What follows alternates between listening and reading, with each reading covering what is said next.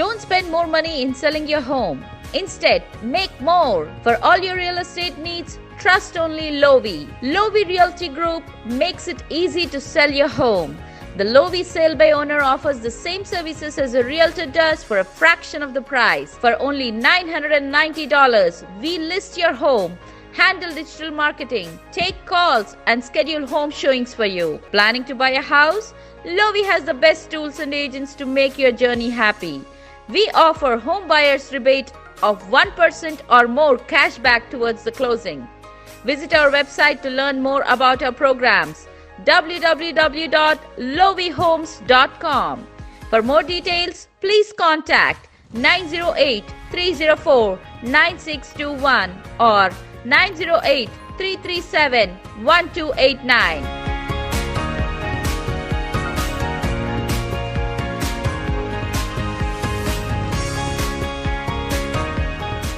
సాయి దత్త పీఠం మరియు cultural centre ప్రాణ ప్రతిష్ఠా మహోత్సవం 2021 మే 2 నుండి 8 వరకు అమెరికాలో మరో ఆధ్యాత్మిక దివ్య వైభవానికి సాయి దత్త పీఠం నాంది పలికింది. సౌత్ ప్లెయిన్ ఫీల్డ్ లో తాత్కాలిక ఆవాసంలో ఉన్న సాయి దత్త పీఠం ఇప్పుడు భక్తులకు మరింత చేరువయ్యేందుకు మరో అడుగు ముందుకు వేసింది. సాయి దత్త పీఠం ఎడిసన్ లో శ్రీ శివ విష్ణు మందిర ప్రాంగణాన్ని నిర్మించింది. ఇక ఆధ్యాత్మిక సేవలన్నీ ఎడిసన్ లోని శ్రీ సాయి దత్త పీఠం శ్రీ శివ విష్ణు ఆలయం నుండే అత్యంత వైభవంగా జరగనున్నాయి. న్యూజెర్సీలో హిందూ ఆధ్యాత్మిక వైభవాన్ని మరింత ముందుకు తీసుకెళ్లేందుకే సాయి దత్త పీఠం శ్రీ శివ విష్ణు ఆలయాన్ని సకల దేవతల సమాహారంగా తీర్చిదిద్దింది. 15కు పైగా దేవతామూర్తులను ఈ ఆలయంలో ఏర్పాటు చేయడంతో ఇది ఉత్తర అమెరికాలోనే ఒక ప్రత్యేక దివ్య ఆధ్యాత్మిక కేంద్రంగా శోభిల్లనుంది. మే 2 నుండి 8 వరకు జరిగే ఈ ప్రాణ ప్రతిష్ఠా మహోత్సవంలో భక్తులంతా పాల్గొనాలని సాయి దత్త పీఠం ఆహ్వానం పలుకుతోంది.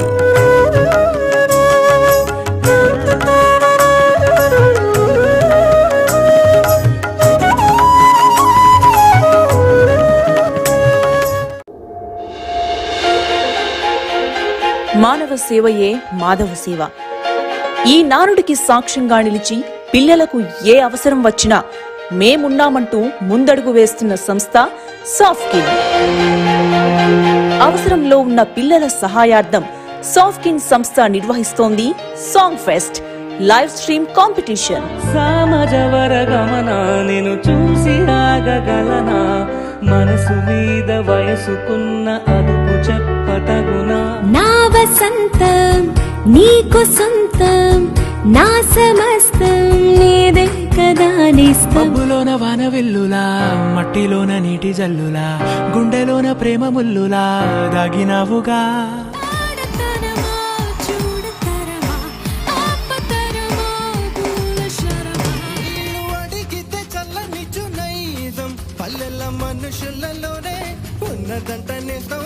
ఎన్నో కలలను చూసే కన్నే కొనుగొదిలేసే నువ్వే తను వెతికే తొలి వెలుగని తెలిసే. ప్రముఖ సంగీత శ్రేష్ఠుల సమక్షంలో టాలీవుడ్ మరియు క్లాసికల్ సింగర్స్ కు ఆహ్వానం. మీలోని టాలెంట్ ని కూడా ప్రదర్శించేందుకు మీ పేరు మీ వీడియోను ఏప్రిల్ 10లోగా రిజిస్టర్ చేసుకోండి. Final competition 19th June 2021. Watch live on TVASIA Telugu. అనాథ పిల్లలకు అందమైన జీవితాన్ని అందించండి. వారి చిరునవ్వుకు సాక్ష్యంగా నిలవండి.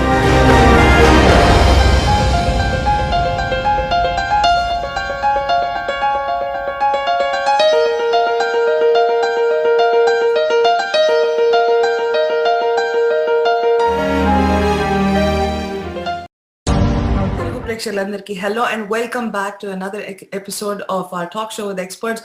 మనతో ఉన్నారు మన వకీల్ సాబ్ రాహుల్ రెడ్డి గారు. Thank you so much for being on the show అండి. థ్యాంక్స్ ఫర్ ఇన్వైటింగ్ అండి. Rahul Garu, we know that with COVID has brought this whole world to a standstill, and it's been such a horrible pandemic.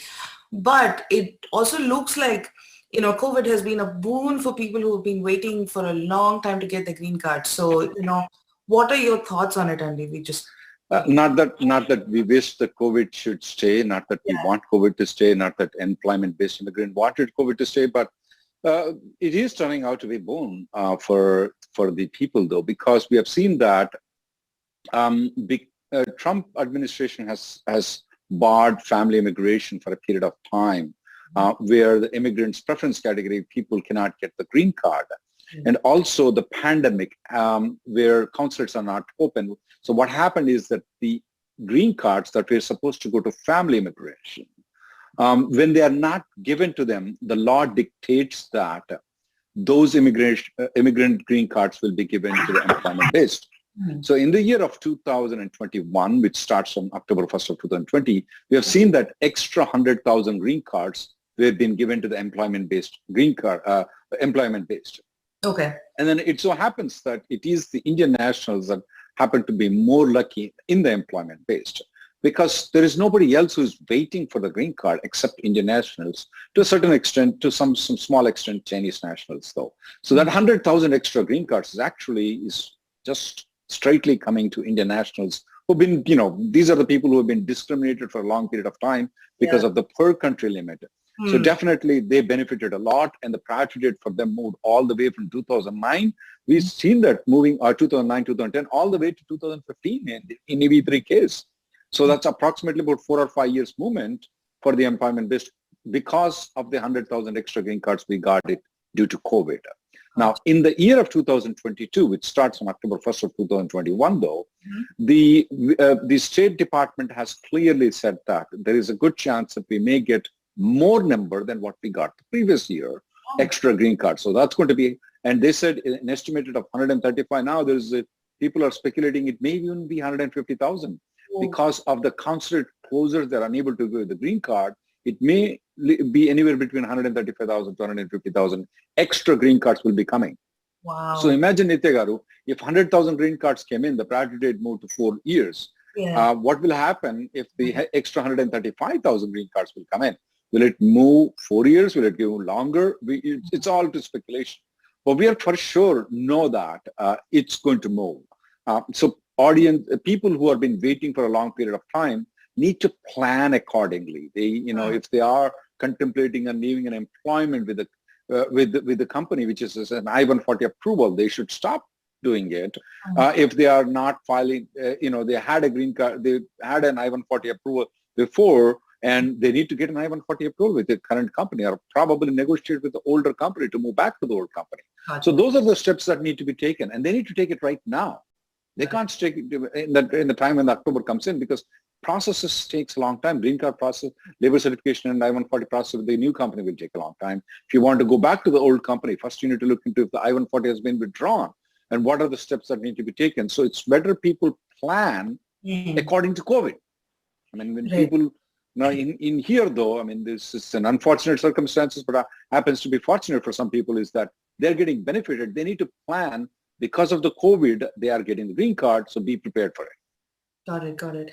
Rahul, just as a follow-up, so these green cards are not being counted as like one per family or, that kind of thing. That is right. It's actually the whole family. So if the person has a spouse and this person has a child who is born outside the country, definitely the 100,000 is not just 100,000 families.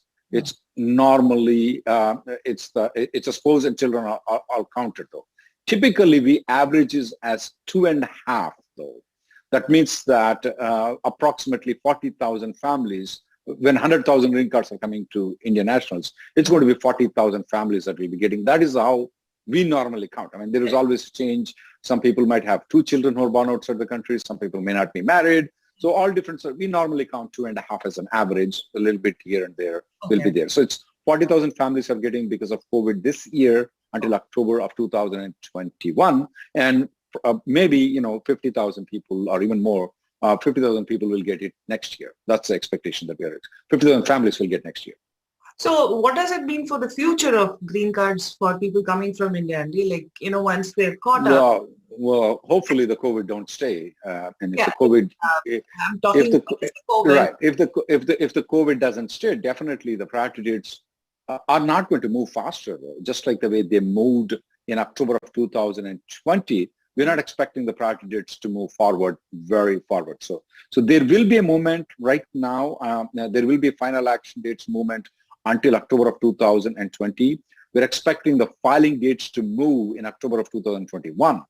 But will it be completely current forever? No, it's not going to be. The demand that is coming from India in the in the employment base is very high. Still, 60% of the H-1Bs are still allocated to Indian nationals. L-1Bs, L-1As, we see a lot of Indian nationals coming into that. The demand is going to be, the demand to get the green card is very high. The supply will become lower. Since the supply has become extra right now, especially in this year and the next year, we tend to get more green cards, but going forward, assuming COVID doesn't exist, it's going to go back to normal. I mean, the waiting periods will be very long for the people who are going to come into the United States now and apply for the green card. For the people who already applied, I mean, that's a boon for them right now. Right. Unfortunately or fortunately, that is a boon for them. Yeah, no, I would look at it as a fortunate thing, minus the pandemic part of it, but at least something is helping move along this, what seems to be an endless wait time on Mata. Yeah, that is endless. Yeah. We in our show, we told that it's going to take 100 years to get the green card. Yeah. Just, 7-8 months ago. Now we are changing the entire story though. So yeah, definitely things will, things are much better for them right now. Thank you, Andy. Thank you so much. And on that note, let's go to our callers. I'm sure there's a lot of people waiting to talk to you, Rahul Garu. All right, on to our first caller, Andy. Caller from area 602. We're ready for you now. In the meantime, we have a question. This is from Nikita Reddy. She says, I work for a non-profit organization, company A, and I applied for a consular H1 2020 with my company B. Now I have a full-time job with company C, which is a for-profit company. Can I now do COS and transfer my consular H1? Did she said she was, she ever was on the for-profit H1B or she did not, never was? She was all the time non-profit. She applied for consular H1 2020 with for company. And then she got a full-time job with company. I got the point. Yeah. Technically, she's not counted towards the H1B because the H1B that was approved with the consular processing. So if she's getting with company C though, she cannot transfer from company A, which is non-profit, to company C. She could transfer to company B, which had a consular processing, from company A to company B, but not company A to company C. Okay. There is one other exception that is there, Nitya Garu, is that if she wants to continue working with company A and on the side basis she wants to work with company C though, yes, it's called concurrent H1B filing. She will not be subject to cap. She can work for company A and company C if the company is willing to file the concurrent H1B. But if she wants to move to company C, she is not subject to, she is subject to cap. She has to go to the lottery system, except in the case of company B. Okay. All right. Thanks, Andy. Let's go to a caller from area code 602. We're ready for you now. Can you hear me? Yes, sir. We can hear you. Please go ahead. Hi, Nitya and dear. Thanks for taking my call. My situation is like my wife's H4 we applied, H4 and H4 AD, but simultaneously we also applied for H1. She got like for her H1 got picked and we applied. So like if H4 EAD approves after H1, right? So will it get H1 will get overwritten by H4 EAD? Like H4? The regulation says that it's called last action rule. Whichever is approved latest will come into picture. However, there is also, even though her H1B is approved, let's say for example H1B is approved in June though, the actual start date on the H1B is October 1st, not June. Is that right? I mean, you asked for October 1st start date.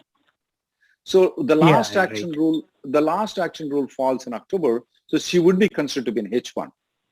What I normally do is that if the H1 is approved first, if the H4 is approved later on though, I will tell them to cross to Mexico and come back with the H1B and 94. It's called automatic revalidation. Without visa, she can come back. That's one way of doing it, where you're clear that no problems will come in. If the H4 is approved first, H1B is approved later on though, you don't have to do anything. But if the H1 is approved first and H4 is approved later on, even though October 1st is coming afterwards though, I always recommend people to go across the border, go to Mexico and come back. That's called automatic revalidation. You can Google it around, or you can check in on my website called 𝗟𝗑𝗪𝗪.com. Oh, okay. Got it. So, Thank you. yeah, thank you. One more question, like regarding the visa bulletin, still we did not get it. Will it be delayed this time? Yeah, it looks like we are on April 18th right now. Yeah, it is getting delayed. We have noticed it. I checked it yesterday. I checked it in the morning. I didn't check it. No, it's getting delayed. It's not there right now. Hopefully next week we should be getting it. Okay. Thank you, Andy. Okay. Yeah. Thank you, sir. You may be able to file for 485 application. Hopefully so. Okay then. Thank you.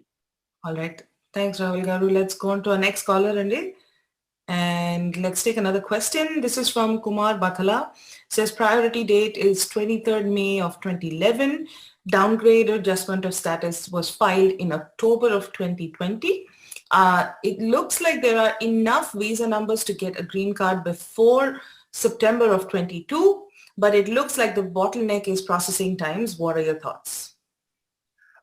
We have noticed a significant improvement in the processing though. Even though when you look into the USCIS online processing time, it tells that it's approximately anywhere between, it is approximately 3 to 4 years time though.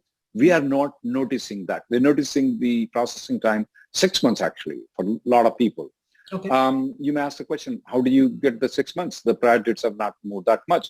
Yeah, for the people, especially of the EB1 cases though, that became current in October, we already got them the green cards. Oh. They denied their EADs, they denied their advance parole, and then they approved the green card. Because they said, hey, your green card is approved. We don't need your EAD and advance parole. So which is a good thing. So in the past 4 months, we also noticed that, since the time this new administration came in though, we have noticed that they're not sending any interview notices for employment based. Oh. So there is a good chance that the adjudications of these things will happen by September. There is a good chance in the May, the final action dates are going to move, and they're going to progressively move until September. There is a good chance, especially because you are in May 2011, you filed under downgrade. There is a good chance that you're going to get the green card by September. If you have not already done the I-140 premium processing, got your I-140 approval, please get it done, because if your underlying I-140 is not approved, they cannot give you the green card technically. All right. Thanks, Andy. Let's go to our next caller. Caller from area code 508. We're ready for you now. Hi. Hi, Nitya. Hi, Rahul. So my question is, can you hear me? Yeah, yes. Please go ahead. Okay. Yeah. So I'm on H1B and my H1B is valid up to 2023. My 180 days just completed for the I-485 application and my I-140 is approved. If I lose my job, what are my next steps? Like, do I go on H1B or do I go on my EAD card? Well, you can always go on H1B. You know that. I don't have to tell you that. Okay. However, though, if you find another job, you can file something called 485J supplement. The new company can file the 485J supplement. You technically don't need an H1B if the new company is going to file the 485J supplement. Now, since been more than 180 days, your I-140 is approved, you're not in any danger of getting your 485 denied if your 485J, the new company is going to file. Okay. Also, can let's say I take more time to find another job and it's been 180 days, and can I take a if I go on my EAD, can I take a 2 month before I find my next job? No, ma'am. Oh. Technically speaking there cannot be much unemployment period, just like the way you have the H1B. There are some creative ways people do. You can discuss with a lawyer if your husband, if you're married, or your husband opens a company and employs you. That's one thing. It still is considered employment. There are many creative ways where you can find an employment. It doesn't. If you're making $100,000, the new job doesn't have to make $100,000. It could be $40,000. So there are different creative ways in working around, as long as you're working in a similar profession. So I would recommend that you contact a lawyer just in case if you come to that situation. rather than losing the entire 485 application. Right. Okay. But yeah, on H1B, it's like we have 60 days to find another job. That is not there for Maybe 485. no. That is not there for 485 application. Okay. That's not. Okay. Got it. Yeah. All right. Thank you. Thank you. Thank you, ma'am. Thank you for calling. Mhm. All right, let's go to our next caller, Andy. And in the meantime, we have a question. This is from Durga Prasad RJ. He says, my priority date is April of 2011. I-140 for EB2 was approved. It was a straight I-485 application, 1022, pending EAD. Can I work for the same employer from a different location? H1B expires in June of 23. Do I need to file an H1B amendment? He is an EB1C application. That's what you said, right? Did you say EB1C? No. The I-140? EB2. EB2. EB2, if you move to a different location, if you have the EAD though, technically you don't need to do anything. You're fine. There should not be any problem. Assuming that it's a consulting company, normally in the green card application, they normally 99% of the companies put it as you can work at unanticipated locations. That's a normal language. 99% of the lawyers, everybody who knows how to do the green card will do it. If they have done it, that's not a problem. If it's not a consulting company, there are still creative ways where you can work outside the place where you are, but I would recommend that you contact a lawyer. It can be done. There are some paperwork that need to be done if you're moving out from the main location, if it's not a consulting company. Okay, and it looks like his EAD is pending. He doesn't have Oh, it. if the EAD is pending, he has to file a H1B amendment to move to a different location now. He doesn't have an option because if the EAD is pending, he cannot work at a different location. He's working on H1B. Right. Okay, awesome, Andy. All right, let's go to our next caller. Area code 915. We're ready for you now. Hi, Nitya and Rahul. Thank you for taking my call. Yeah. So I'm currently on L1A. So I submitted my AOS package for myself and my family in the month of August last year on an approved EB1. And we all got the RFE for medical. Correct. That's good news.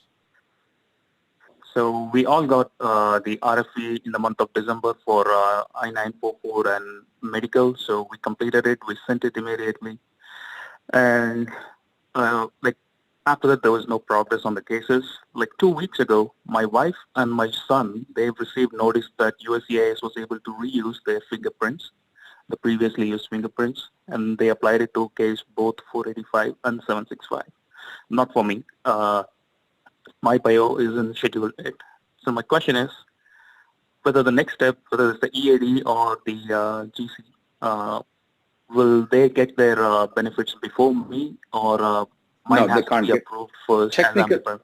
Technically, they cannot get the green card until you get the green card, though. So if your biometrics have not been done, they have to get your biometrics. Without biometrics, they technically cannot give you the green card. So you have to wait for the biometrics to be done.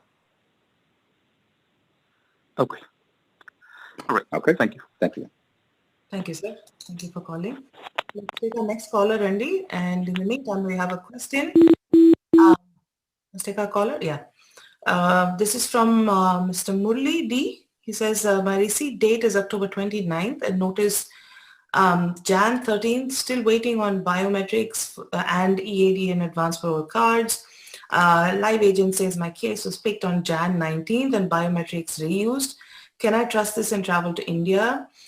What are the current biometrics date from the Texas Service Center? Biometrics date, there is no speculation. As you have noticed that other gentlemen who filed in August, he still did not get the biometrics. You filed in October. So they don't go in the line though. Okay. I don't know whether you can fully trust the agent, the online Emma, at this point of time on this particular issue though. Even though she's good in giving a lot of good information, but sometimes it's very hard to trust it though. Yeah. In this case where the biometrics are there, even though they said the biometrics are reused, if a biometrics notification comes to you, you drop everything, you come back. As long as you're willing to do it. And the other thing is that if you are going to India to get the stamping though, I do not want you to go there. The reason is that you go there, if the stamping is delayed because of COVID and other issues, they issue a biometrics, you don't come, they will deny the 485 application. You don't want that to happen. But if you have the passport stamping, you're going to India and coming back though, I don't see any problem. If you have an advance parole, you're going and you're relying on the advance parole to come back, then I don't have a problem in you going outside the country. Okay. All right. Thanks, Reddy. Let's go to our next caller. Caller from area code 804. We're ready for you now. Hello, Rahul Garu and Nitya Garu. Hello, sir. Yes. Hello, can you hear me? Yeah. Yeah, Rahul Garu. So I have a couple of questions. I'll just go over the questions. So my first question is, I'm currently with my employer A, and the visa is approved till September 2022. And my passport will also expire in September 2022. And so now I got a full-time opportunity with employer B. And during my H1 transfer, can I travel outside of US? Is my first question. Is it after the travel, after the transfer, or before, while the transfer is still pending? While the transfer is still pending. But you will be working with the new company.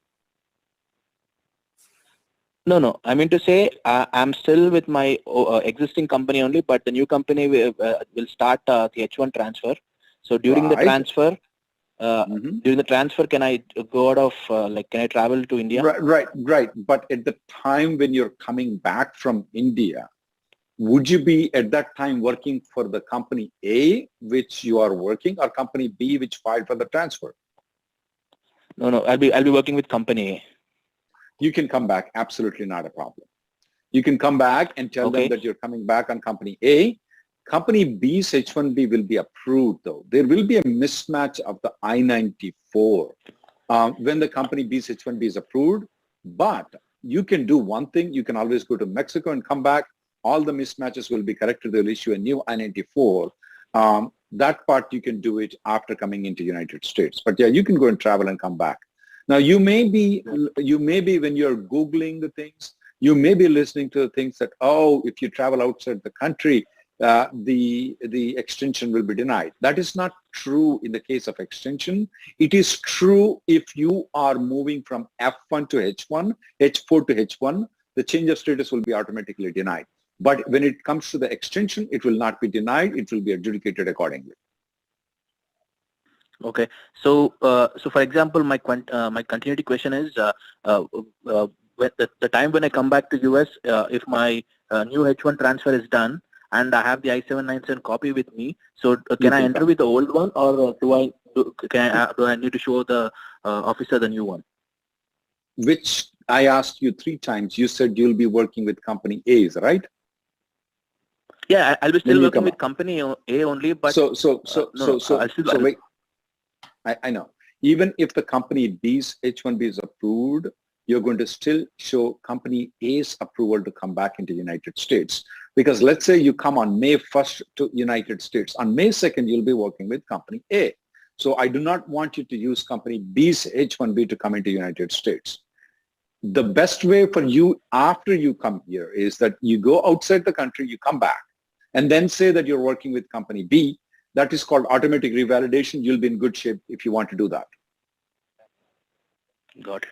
Okay. So my next question, Andy, last time 2020 October, the EB2 filing dates moved. So why did only EB3 move? Why did only EB3 move? Why didn't EB2 move? And will that be the case even this time as well?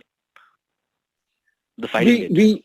Yeah, good question though. Why didn't the EB2 move is because according to the Department of State statistics though, what they have is that the USCIS approved more I-140s in EB2 than EB3. We all know, is that right? 95% of all the Indian nationals, which category they applied? They applied maybe 90%, right? Maybe I'm wrong. You are right. It's EB2. So when they look into the numbers, they only looked into, okay, EB2, 100,000 people. EB3, 10,000 people. Let me move EB3. I don't know whether they're aware of the downgrade. A lot of people were not aware of the downgrade. In our TVASIA, we kept on telling about the downgrade even before September came in. So I don't know whether the State Department was aware of the downgrade. Personally, though, I was shocked to see the Fortune 500 companies doing downgrade. I thought that they will not do the downgrade, but almost all Fortune 500 companies did the downgrade application to file the 485. So I don't know whether the State Department was not aware of the downgrade or whether the State Department was believing in the same way I was thinking. The Fortune 500 companies won't do the downgrade application. So they forwarded. I don't know about that. There is a good chance, though, when it comes to October of 2021, I'm expecting both EB2 and EB3 to move at about the same level, not like the way what happened in October of 2020. That is my expectation. I may go wrong. Okay, so my last question, Andy. So as I said, I got a new full-time offer and my PD is 2019 May. So what would you do if you were me? Even if they are going to give me $500,000 cash and they're going to tell me that they're going to pay the income tax on it, I am not moving because I don't want to keep coming to this TV show. Yeah. So even for 2019 May, I mean, like you're expecting that? Did you say 2019 I know you have gone May? wrong. But no, you said... Yeah, you said mine is 2019 May. 2019. No, I said 2019, not 16. Oh, I take it back. I take it back. I'm sorry. That $500,000, I'll take it. Let me take the $500,000. Okay. 2019 though. 2019 May. If it's 500,000, I would go. If it's 100,000, I will not go. Okay. Yeah. Okay. Thanks, Andy. Those were my questions. Yeah. Thank you, Rahul. I just answered the question, what I would do. I'm not telling you what to do. Yeah. Okay. Thank you. That's what Nitya always says, that what would Rahul do? That's what I would do. Yeah. $500,000, I'll take it. $100,000, I'll not take it. I'll wait until October to take the 100,000. All right. Thank you, Rahul Garu. Okay, let's go on to our next caller, Andy. And in the meantime, we have a question. This is again from Mr. 𝗟𝗡𝗪 𝗪𝗪𝗧𝗛. He says, my employer forgot to apply for my daughter's extension along with my H-1B. My H-1B was approved for 1 year. Will the CBP officer accept it if my H-1B extension to permit my daughter who has a stamped visa till June 22nd of 21? She has the I-90, I'm assuming that she has an I-94 until June of 2021 because her passport visa is expiring in June of 2021. Most likely, she is valid I-94 until June 2021. If that is the case, I want her to just apply for H-4 extension right now. Okay. So if by any chance, though, her I-90... H-4 is not approved. His H-1 is approved, but her H-4 is... H-4 is not approved, yeah. So. Yeah, but H-4 is expiring in... Her passport visa, you said, is expiring in June of 2021, is right? Yes. So most probably the I-94 is expiring in June of 2021. That means that she's still in legal status right now.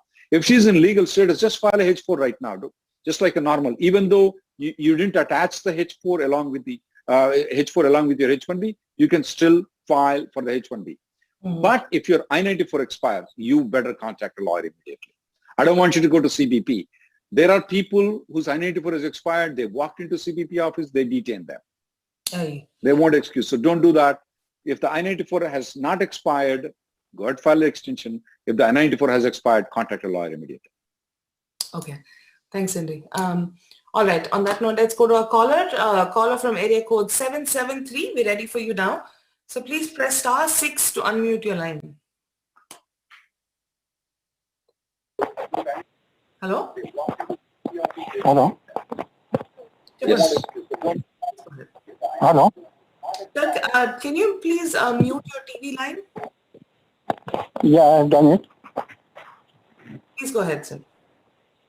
Yeah, I have been visited for I-485 and my derivatives was earlier rejected and then subsequently again got visited, and I have received fingerprints for 2 of the applicant. My wife is still pending, and just it was I have received the fingerprint notice 2 days back.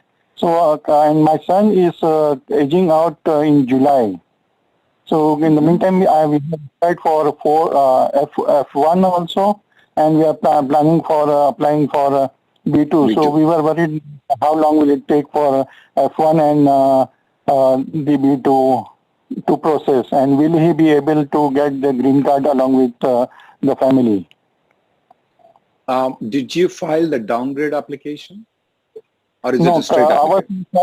The I-140 has already been approved since 2015. So and is we are it... in E3. You're in EB3 though. Oh. There are some creative ways that you can think about. If your son is aging out, I'm thinking of all the different creative ways right now. Yeah, I mean, yeah, well, you have done the right thing of filing for F1. You have done you're doing the right one of filing the B2 application. And if the final action dates doesn't become current though, most probably your son will be kicked out of this 485 application. So he has to then undergo the whole H1B process to get the green card? Whole 9 yards, just like the way you got it. Oh. We waited for 12 years. I know. There are some creative ways for the next people that we normally suggest if the employer is cooperative is, what we tell is that, hey, withdraw the I-140 and file another I-140 again, and then let it take its own sweet time to reduce some of the age. But since you already filed, this should have been done long time ago, not right now. Maybe in October, if you have done it, withdrawn the I-140 and file another I-140, you would have been much better position than what you are in right now. But right now, withdrawal of the I-140 might have negative consequences. Yeah, you're losing the time. You don't have, your son most probably will be kicked out. You know that processing time of I-140 will be deducted. That's the only thing I can think about right now that will save your son. Another thing is that July, hopefully, so the priority date will become current. That's the other thing that I can wish for you.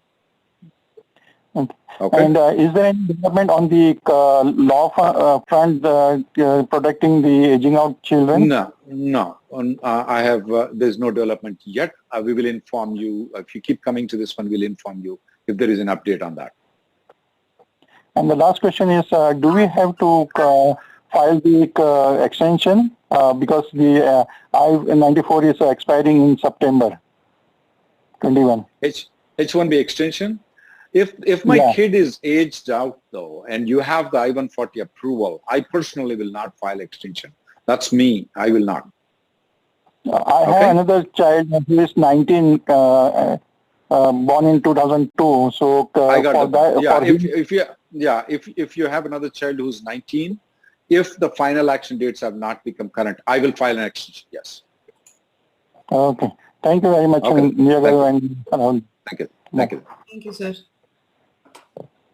Rahul, I have one question on matter. This is from SJU. He says, how long can I remain jobless after EAD and I-140 approval if I get laid off? Can I remain jobless for 3 months? In the 485 application, if you're the main applicant, you're not allowed to have unemployment period. 2 or 3 days or 4 days, maybe it's okay, but definitely months is not okay to be unemployed. As I was pointing out, there are some creative ways you can find employment, and those are allowed in law, so you may want to check with a lawyer if by any chance you get to that stage. Okay.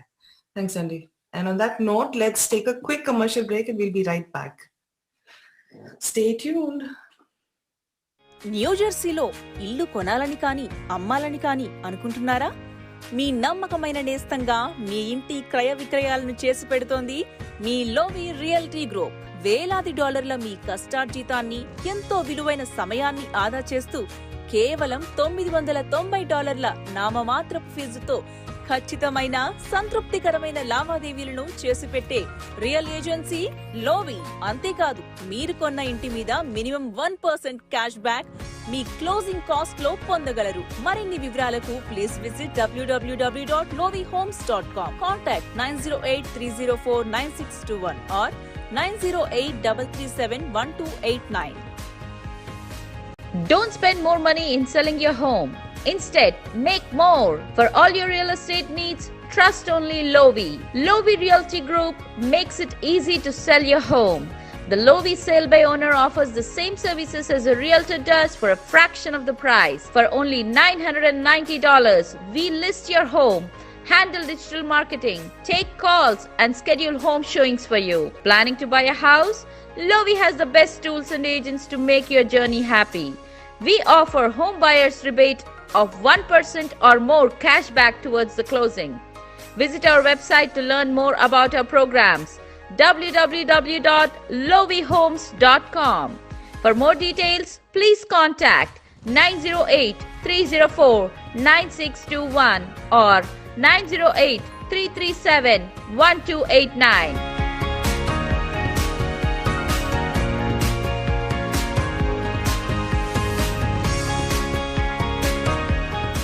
Sai Datta Peetham మరియు cultural centre ప్రాణ ప్రతిష్ఠా మహోత్సవం 2021 మే 2 నుండి 8 వరకు అమెరికాలో మరో ఆధ్యాత్మిక దివ్య వైభవానికి సాయి దత్తపీఠం నాంది పలికింది.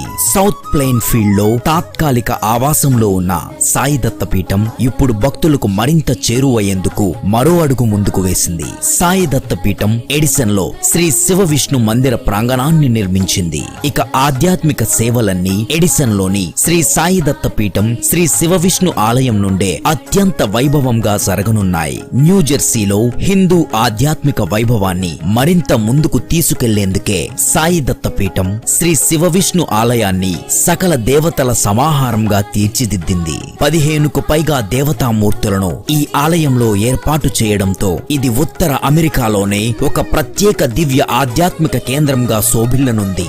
మే 2 నుండి 8 వరకు జరిగే ఈ ప్రాణ ప్రతిష్ఠా మహోత్సవంలో భక్తులంతా పాల్గొనాలని సాయి దత్తపీఠం ఆహ్వానం పలుకుతోంది.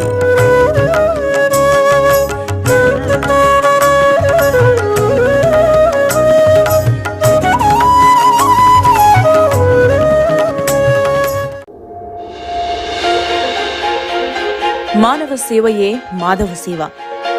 ఈ నానుడికి సాక్ష్యంగా నిలిచి పిల్లలకు ఏ అవసరం వచ్చినా మేమున్నామంటూ ముందడుగు వేస్తున్న సంస్థ సాఫ్ట్కిన్. అవసరంలో ఉన్న పిల్లల సహాయార్థం సాఫ్ట్కిన్ సంస్థ నిర్వహిస్తోంది song fest live stream competition. Samajavaragamana నేను చూసి ఆగగలనా, మనసు మీద వయసుకున్న అదుపు చెప్పతగునా.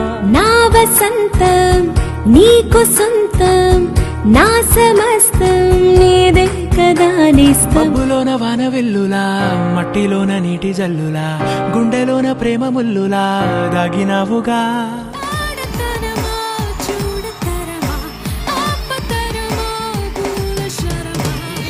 అడిగితే చల్లని చునైజం పల్లెల మనుషులలోనే ఉన్నదంట నేస్తం. ఎన్నో కలలను చూసే కన్నే కొనుగొదిలేసే నువ్వే తను వెతికే తొలి వెలుగని తెలిసే. ప్రముఖ సంగీత శ్రేష్ఠుల సమక్షంలో టాలీవుడ్ మరియు క్లాసికల్ సింగర్స్ కు ఆహ్వానం. మీలోని టాలెంట్ ని కూడా ప్రదర్శించేందుకు మీ పేరు మీ వీడియోను ఏప్రిల్ 10లోగా రిజిస్టర్ చేసుకోండి. Final competition 19th June 2021. Watch live on TVASIA Telugu.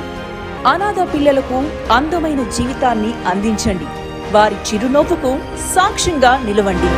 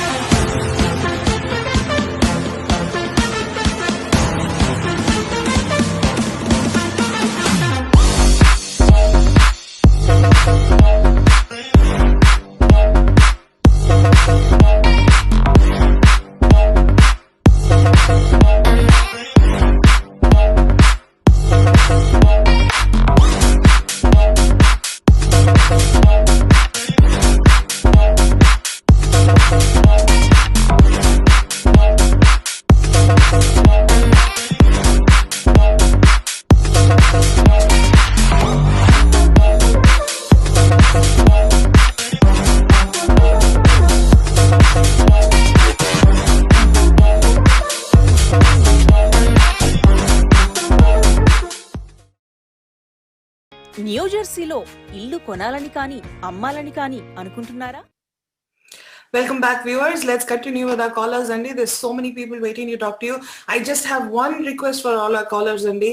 If you think you have a ton of questions to ask Rahul Garu, then I would please request you to set up some separate time with him and his law firm so that you can discuss this in detail. This show aims to help as many people as possible with their questions on Mata, but we would like to limit the questions to one or two so everybody gets a turn to talk to Rahul Garu and also ask him their questions because they might have some issues to focus on at the time. So please, who is calling in, just please be considerate of all the other viewers as well. Okay. And on that note, let's take our next caller, Andy. Okay. While we're waiting, I have a question from a Raj Mathur. He says, my son is 16. My priority date is April of 2016. EB2. Planning to go to India for a year as manager in June of 23 and will come back in June or July of 24 and upgrade to EB1. Is this a good thing to do, or by that time EB2 will be current? Will EB2 be current? That's a very gamble chance here. There is a good chance that the EB2 might be current. For him, so I'm trying to evaluate, because he's a 16-year-old kid, if EB1 would be good, EB2 would be good. It's definitely is a very tough choice to make for him at this point of time. People assume that just being a manager, managing 10 or 15 employees in India, coming back and managing about 10 or 15 employees here will automatically get an EB1 approval. That's not true most of the time. Okay. We see a lot of denials in EB1C category though. So he needs to be aware of that and probably have an independent lawyer evaluate it properly. It's a very sensitive thing. Normally, I give an answer to him that I would do this straightforward. I would say that. And here, it's a very tough question because of the son becoming 16. If the son is not 16 years old though, born in India, I would definitely not take the option of EB1. Since his son is going to become 16, has a chance of becoming 21. I let him choose what he wants to do on that. Yeah, especially because he's planning to do this in 2023. Right. And come back in. Right. So, you know, okay, yeah, understandable. All right, on that note, let's go to a caller, Andy. Caller from area code 864. We're ready for you now. Hi, my name is Sunny. Thanks for taking my call. Sure, sir. My priority date is June 2014, and my wife's priority date is December of 2013. We did a downgrade based on my petition this October, and I got my biometrics done. I got my EAD and everything. And I followed your advice. I also got the premium processing done for my I-140, and I got that approval. So my question is, my wife's petition is EB2, and we didn't do anything with that. But if EB2 moves faster, can we do 485 for my wife and jump on that? Are you maintaining the H-1B right now? Yes. And you said yours is 2014, hers is 2013, is that right? Correct. Yeah, you can. You can file one more 485 application since you're not using the EAD in advance parole. If you're maintaining the H-1B, you can. Will I do it? I don't know about that, but it's if you do it, I won't blame you. I mean, there's nothing wrong. I mean, you never know. You can do one thing. I mean, you can file a 485 application for your wife and go in both the boards for a while until, you will be forced to, USCIS will come and say, hey, pick which one you want, this one or that one, because I'm going to approve one of the application. So at that point of time, you can withdraw it. You can file both 485 applications at the same time. They don't, you're fine doing so. Got it. There's no adverse impact. No, sir. Since you're maintaining the H-1B, since you're not married to this application, 𝗧𝗑𝗪 invented this word marriage. Since you're not married to this application, yeah, you can go to EB2. Yes, you can. Got it. And another small question. So, as I said, my I-140 is now approved, and I've asked my employer to also like submit the medical, and yes. My employer's law firm said that they recommend holding off on submitting the medical unless USCIS requested. I'm fine. I will not overrule your lawyer. It's not a very strictly I say that you do this, but I recommend it. Like when it comes to the I-140 premium processing, I said do it. I mean, do it, please.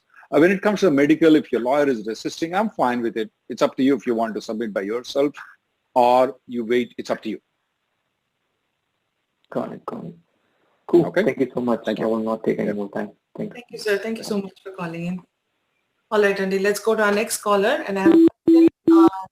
This is from Ajay Dupala. He says, so he's on an H-1B and he's asking if my wife uses the advance parole to come back to the US while I'm still on H-1B, would I automatically be, sort of married to the, EAD 485? Right. Can I remain on H-1 as the main applicant? But my main question that pops up for these kind of question is, would you be, so your main fear is that if something happens to your 485 application, you can be on H-1B. What about her? Then she has to leave the country. Or if you want to move just like this other gentleman, move to EB2 or do something else, you may not. So my main question would be that, would you be willing to get a green card without your spouse getting the green card? If the answer is no, I would like both of us to get it, then you might as well get married to the 485 application too. Yeah. If the answer is, no, I don't care about my wife, let her be in the desert, what happens, I want to get my own safe. Yeah, at that point of time, yeah, you can maintain your H-1B. And if something happens, you can ignore your wife and then still get the green card. So if I personally would have been there, if she is married, I might as well be married to the 485 application because I don't want to get green card without her. Yeah, so Ajay Garu, if you're watching this, this is the only time you can get married again in Mata. So, make use of this opportunity, I would say. All right, on that note, Rahul Garu, let's go to our next caller, Andy. Area code 615. A caller from area code 615 is ready for you. Thank you for taking my call. So due to a reorg, I'm planning to change my job to a different team rather than different company due to a fast movement of priority date. My priority date is June 2013. So my I-140 is approved and I've completed 180 days in the company. And my company is not interfiling I-693 and asking me to wait for an RFE. What should be my next steps? What should be my next steps? What would Rahul do? Same. Right now, you're moving to a different department, but your job duties are similar, right? You're not going to move from software to become a lawyer or a host like 𝗧𝗑𝗪, is that right? Yeah. So there's a reorg. They've asked us to find a different team, if not move out. So that's what is worrying me. So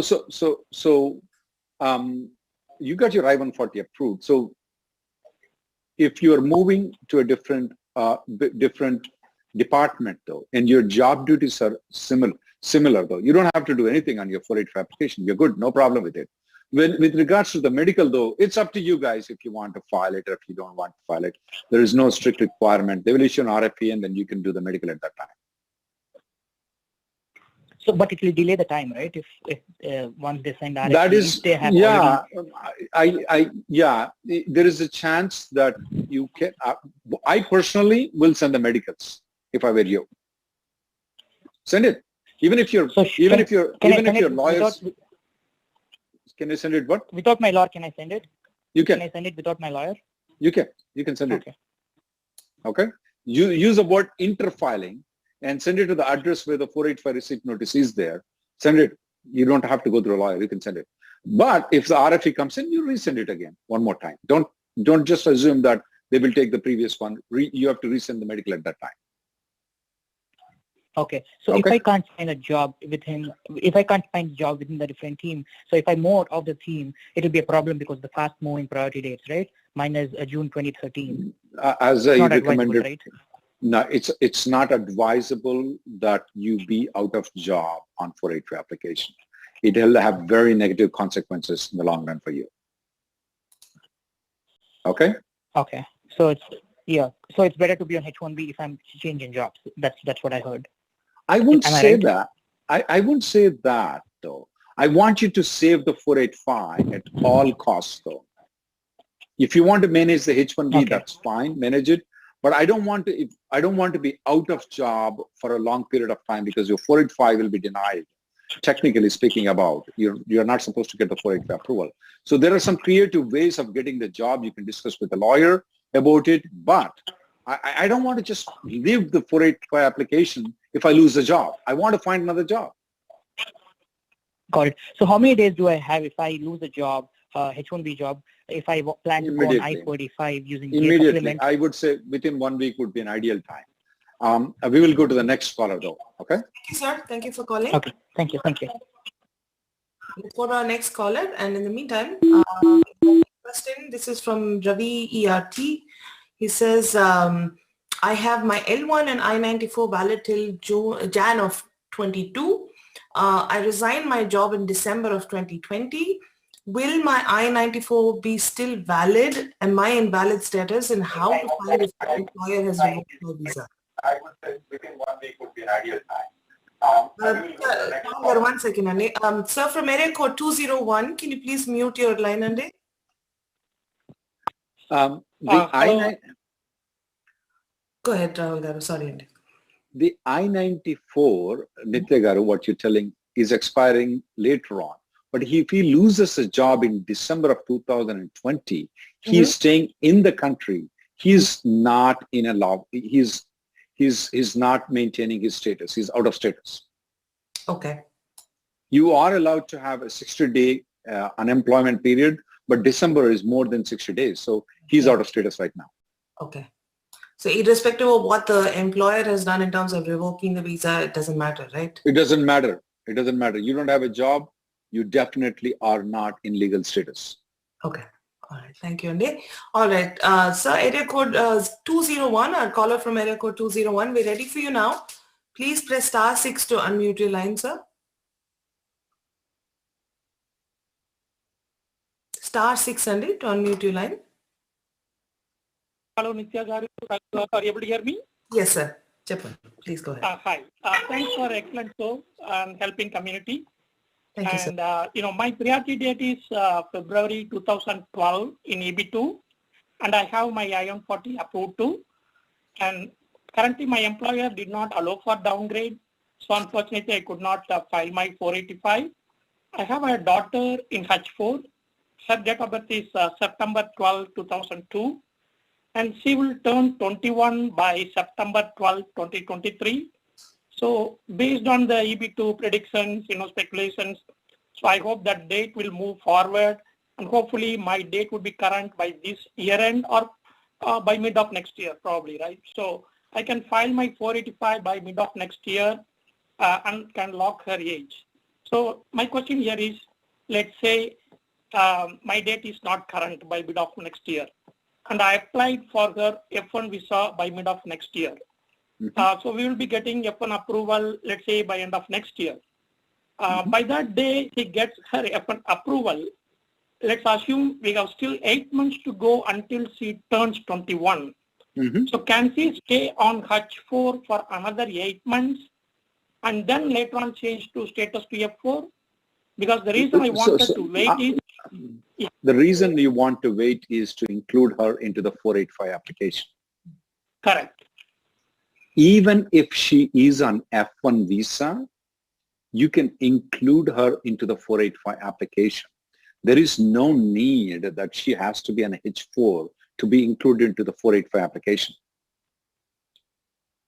Oh, okay. But when she on F4, still can I include her F1. in the... Absolutely, you can. She's your daughter. There's a birth certificate. If somebody questions, we'll do the DNA test. But H4 is changed to F4, right? She's still your daughter. She's still your daughter. Nothing has changed. Okay. Does the relationship between you, did you give her to adoption to somebody? No, you did not. No. So no, she's still your daughter. Okay. Sure. She has to be in legal status, though. I have to tell you that. But if she's going to move to F1, she's in legal status. Absolutely no problem. We do that very many times, no problem. Okay, that's good. And I have next question, quick question. Okay. I got another offer and new employer is ready to file my labor as soon as I join. But let's say I join next month, and if it gets processed and approved in next 1 to 1.5 years. Yeah, one thing is that your current employer is not a good employer. I don't like him at all. Although because you know why? Because he didn't downgrade your application. However, though, at this point of time, leaving and joining another company is not advisable for you. Okay, it's taking a long time to get the labor. I would recommend, as Nithya wants to limit the number of questions. So I would recommend, not to leave this company and join another company right now. Let's go to the next caller. Thank you, sir. Thank you so much for calling, Andy. Okay. All right. On to our next question and our next caller as well. But this is a question from 𝗧𝗔𝗟𝗞 she says, my H1B is maxing out on June 1st and I-94 is also expiring on the same day.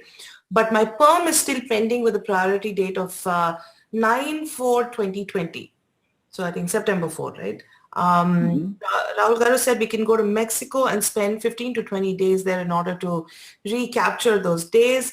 My question is, don't we need a Mexico visa to go there, and don't we need a US visa stamping on our passport while returning to the US? And how will DHL know that we're out of the country for those days to recapture them? As far as the Mexico is concerned, though, you can check with the Mexican authorities. A lot of time they don't require any visa if you're going to Cancun or something like that. Okay. But I'm not, don't take my words as a final words, though, but I've just been to Mexico today, actually. I was just there on the border there. The other issue what you addressed is that I want you to is that, do you need a visa to come back into the United States, though? No, actually, no. If you have a valid I-94, if you're going to Mexico or Canada, if you're staying for less than 30 days, you can come back into the country even if you don't have the visa stamping. Only to Mexico, only into Canada. It is called automatic revalidation. I want you to Google it out, and you can check at rnlawproof.com. What is this automatic revalidation?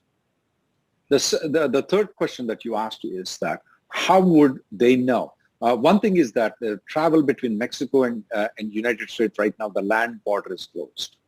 So you have to fly right now to go to Mexico and come back. Right. So yeah, you do have an evidence that you traveled in the, only for emergency purposes, they do allow people to come in the land border. But so when you fly, you have a ticket, you have a hotel ticket, you have credit card things, you have keep all the records of those things, just in case. Normally they will believe your story saying that you went to Mexico, but of course never make any false statement.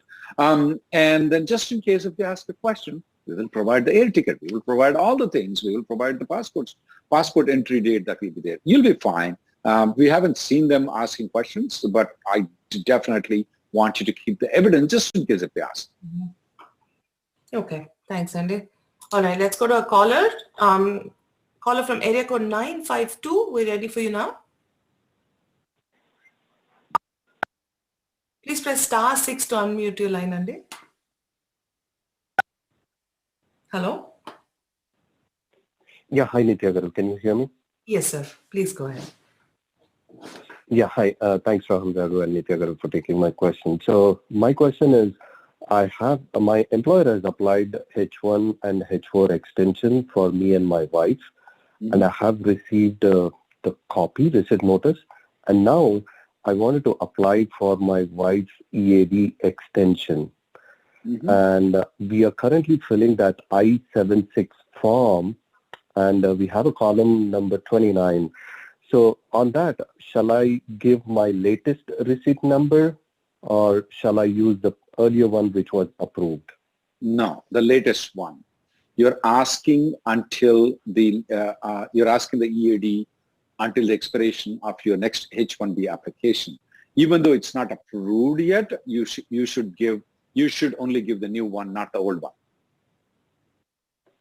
Okay, all right, perfect. So I'm going to use the latest copy which I've received.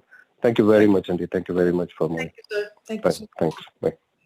All right, on to our next caller, Andy, and we have a question. This is from Ravi Samineni. Says my priority date is 1st of Feb 2010, and this is on an EB2, Nebraska Service Center. I responded to medical RFE in March of 2021. Status is still showing received RFE response. What should I do to get my GC approved? How would I know who's my officer? What did you say his priority date is? Priority date was 1st Feb 2010. Ah, okay. Definitely you should raise a service request. Okay. To approve. And did you file the 485 application recently though? Did you say when? He didn't say anything about his 485 application. So most probably he filed an application in May of in 2012 though. So yes, you should raise a service request. If needed, contact the congressman. These are the two things that I would recommend. If you don't want to contact the congressman, you can go with the ombudsman, USCIS ombudsman.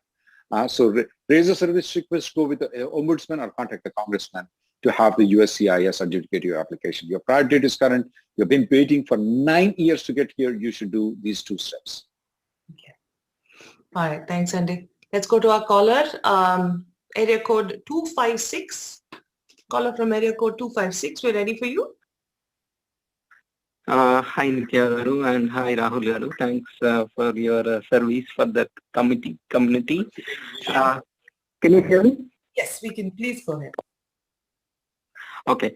Rahul Garu, my question is related to my I-140 which was approved and revocation notice was sent, but that was in 2018. And my current employer applied for downgrade EB3 by using that old I-140 which was revocated, but not the current I-140 with my current employer which was not approved. But after we filed for I-485, I made premium for my I-140 EB2 approval and I got the approval with the current employer. So my question is like, if I do my premium processing for my EB3 I-140, are there going to be any questions raised? Because you were saying that keep applying for premium processing for the EB3 I-140, right? So what you're saying is that you got the premium processing approved for EB2 long time ago, and now you are downgraded the application. Yeah, you should do premium processing. Absolutely, you should. Unless you have a teenage kid, but you should do. But that was my previous employer, and the one, the EB3 is with my current employer. You should do premium processing, period. You have a downgrade application pending, is that right now? Yes, Rahul Garu. Yes, that's right. You should do premium processing, period. No questions. And may I know the reason why you have been forcing us, like, why you have been pushing us to do the premium processing, even though they get rejected? Because my lawyer, they will charge like $200 every time to refile. And what's the reason? Because we are seeing the I-485 dates are not like, they're not going to come sooner, right? Why do we have to have I-140? Good question. First is that if by any chance you lose the job with the current company, if your I-140 is not approved, you will be in big danger. Number one reason. Number two reason is that you need to get this decision as soon as possible. You don't want to prolong it if by any chance if the I-140 may get denied. Third reason is that according to the State Department, we are expecting priority dates to move forward fast. So when the priority dates move faster though, if your I-140 is not approved, the underlying I-140 is not approved, your 485 application cannot be approved. And yeah, $200 is a reasonable fees. I would, maybe we charge $100, but nothing wrong with it. I mean, that's a reasonable fees for the administrative cost that lawyer is doing to put it every time in the FedEx. Perfect. Thank you so much, Rahul. And this was the main question that I've been trying to see from your previous videos. Thank you very much. Thank you, sir. Thank you for calling. All right, on to our next caller, Randy. And in the meantime, we have a question. This is from Amalan Jagannathan. He says, submitted biometrics for 131, 765 and 485 on 4th of March. Traveled to India on 5th of March. 7th of March, I got the EAD approval and received the card on 10th March. The approval happened immediately. I'm guessing because of expedited processing. Since I was out of the country when my EAD and advance parole was approved, I would like to understand whether I need to refile my 131 or am I good to keep the EAD? No, he should refile. EAD is fine. His EAD is perfectly fine. He should refile for advance parole. Advance parole. He should not use that advance parole. Okay, gotcha. All right. Let's go to our next caller. Sir, area code 408, caller from 408. We're ready for you. Hello. Hello. Hello, Nithya Garu and Rahul Garu. Hello, sir. I had a really quick question. My priority date is September 2016. We are actually planning to move to a different state. I wanted to check if that's a good idea at this time. Is it a consulting company? No, it's not a consulting company. I work for a regular company full time. You need to check with the immigration lawyer if they would be fine to file the 485 application if you move to a different location though. The reason is that even, let's say for example, your job is in Florida and now you're moving to Texas. The company can still file the 485 application saying that the future job is in Florida and they are still willing to do it. That is what the employer needs to be willing to offer you that job. But if the employer, it depends, if the employer is willing to, then you should not have any problem though. If the employer says, you are working in Texas, I don't think so, I have a job for you in Florida, I'm not going to file your 485, then they won't file. So you have to check with them. You have to check with the company's lawyer, not with me or somebody else if they are willing to do it. If they are not willing to do it, I will stick with Florida. I will not move if I were you. Sure, I quickly checked, but I think I don't have a clear answer from them. They said that the company is allowing work from home so you can move wherever you want. But they said you might have to file your labor certification again. That's the part I was... No. You have to, so speak with the lawyer of the company. The HR may not be very clear. Speak with the lawyer of the company. Get an approval from the HR and the lawyer. If they are telling you by any chance, file the labor certification, you don't want to deal with them in October month though. You either deal with it right now or you stick with Florida, whatever state you are in. Don't move right now because you don't want to take a risk under the current circumstances. It's good you're doing. It's good you're doing all these things right now rather than October. Right, and my company has done my EB2 and EB3 already. So if I have to do a labor again, I probably have to start again from scratch, right? Yeah, it's going to take 2 years, and by the time the priority dates are going to backlog, unless the COVID is going to continue. So no, I would not like to move out right now unless my company gives an assurance that they're going to file 485. Is it legal? Sorry, I might be taking more time, but I was curious. Can they do that if I move to a different state without a LCA from that state? They can file 485 if they want to. If the job offer is still there in Florida, I just use the example for it. If the job offer is still there, they can, but it depends on the company. The company says, no, we don't, then they don't. It's up to the company. But the company is very bureaucratic. They don't want to offer you, they don't. I see. Okay, sure. Thank you. Thank you, sir. Thank you for calling. And just for the audiences, these kind of things happen very many times.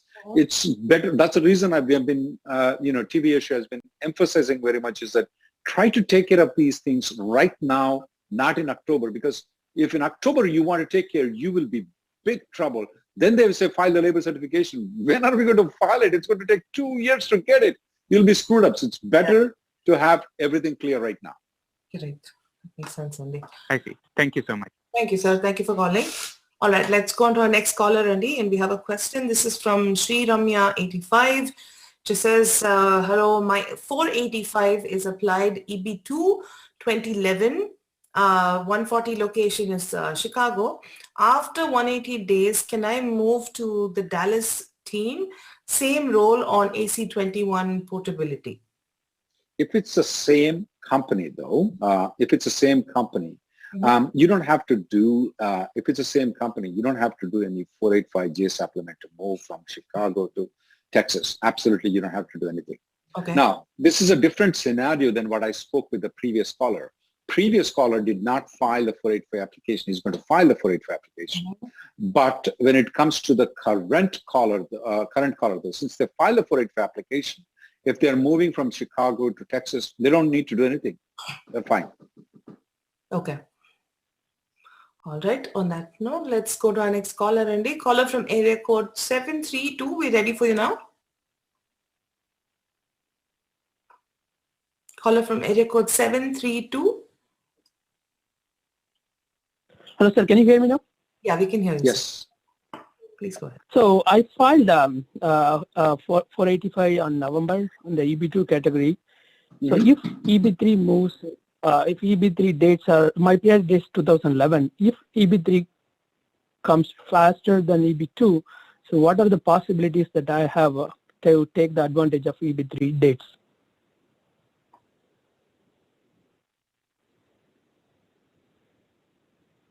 If you filed 485, sorry, if you filed 485 under EB, did you say EB2? I filed an EB2, yep. I don't, if you filed an EB2 though, I do not want you to do anything. I do not want you to do anything if the EB3 priority date moves personally though. The reason is, yeah, you can take advantage of it, but it's not advisable that you do that, okay? Okay. Thank you, sir. And one more quick question is like, company A filed, I was the company A right now, the company A filed 485. I'm planning to join back company B after 180 days, and their labors and pending and the 485, sorry, 140 is, I'm about to get a labor approval now. So if they want to do 140, if while 485 is pending, if I do any porting, that will be problem to pending 485? No, sir, it will not be a problem. You're fine. Sure. Thank you, sir. Yeah. Thank you, sir. Thank you for calling. Thank you, sir. Let's take our next caller, Andy. And in the meantime, I have a question. This is from Div and Fam. She says, I'm on an H1B. Is it legal to get a real estate salesperson license and join as a real estate broker? Absolutely not legal at all. I'm about to get a labor approval now, so Short of it. All right. The area code 773, we're ready for you now. Please mute your TV line, Andy. That will be problem to pending for it now. No, sir, it will not be a problem. 773, we're ready for you. Please put your TV on mute, Andy. Thank you, sir. Thank you for calling. Let's take our next caller, Andy.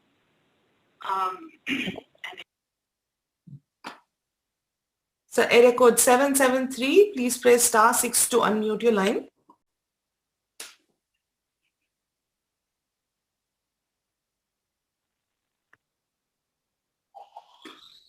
Hello? All right, looks like we've lost that caller. Let's take our next caller. Caller from area code 617. We're ready for you now.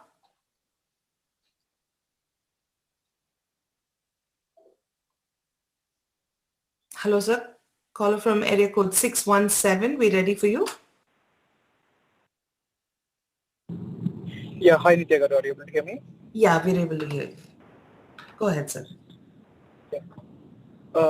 Yeah, hi, Rahul. I have a question.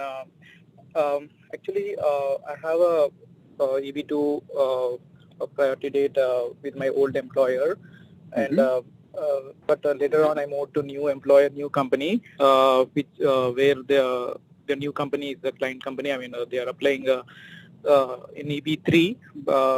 the labor certification, labor is still been processed. I mean, they applied in September 2020, but we still did yet to get the labor certification approved.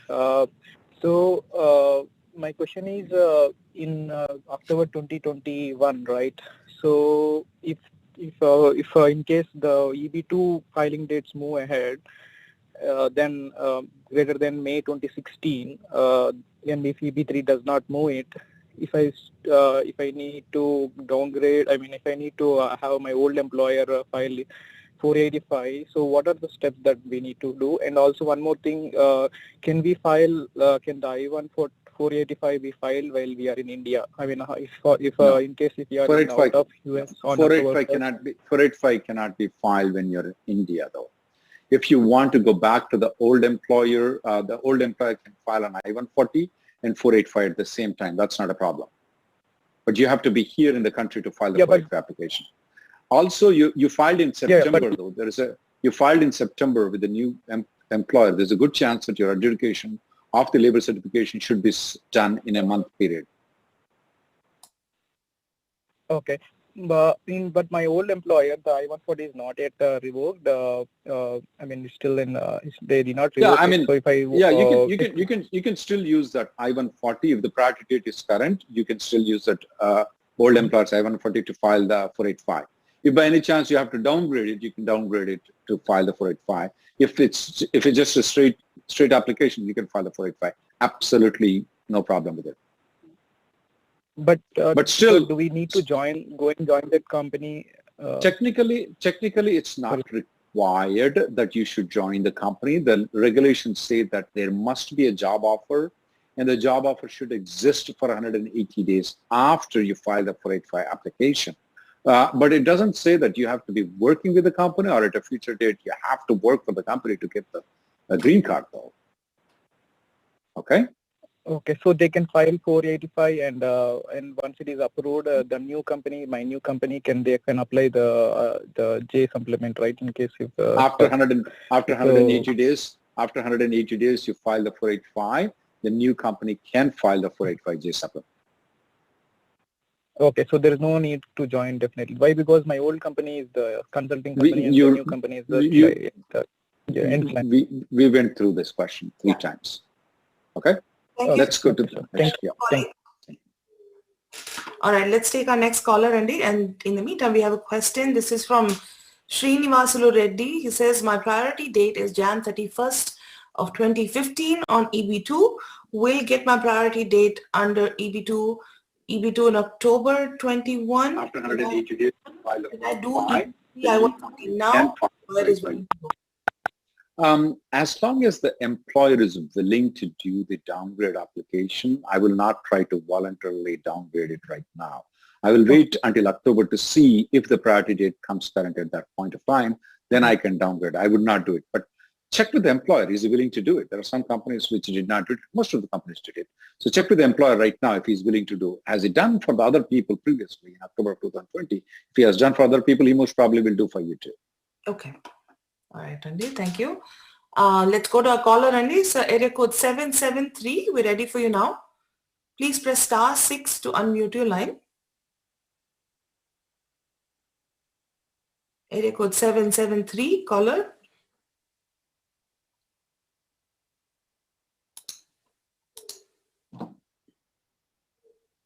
So please press *6 to unmute your line, Andy. All right, we have a question. This is from Nathan. He says, I'm on H1B and my wife is on H1-4. We have visa stamps on passport.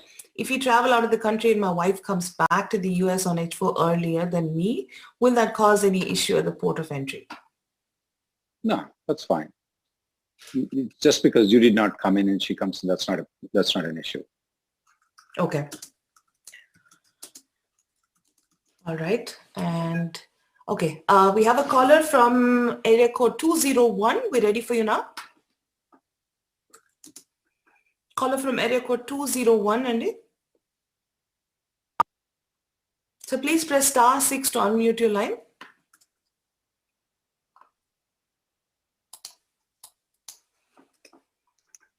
*6 to unmute your line, sir. Hello? Yeah. Hello, Nitya garu. Hello, Rahul garu. Hello, sir. Hi. Please go ahead. My name is Chaitanya.